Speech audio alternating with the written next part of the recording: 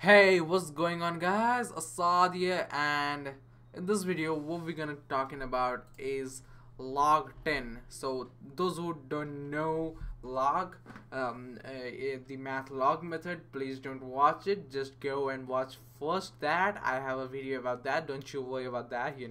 So what log10 does is the base 10.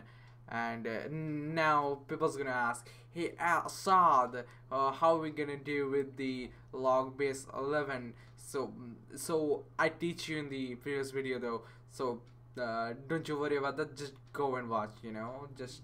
And yeah, about here what we're gonna do is use the math object. Oh, first we need to log it on a console. Inside that, math.log, and what we're gonna do is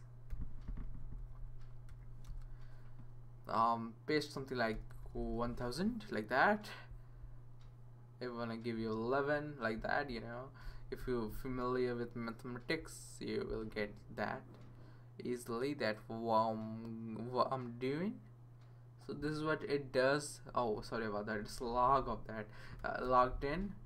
So that's why I'm thinking, why the heck it's not working properly.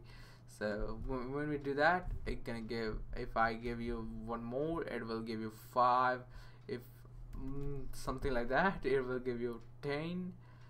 And it's a good way to find the tens of that. This is the great way if you want to do.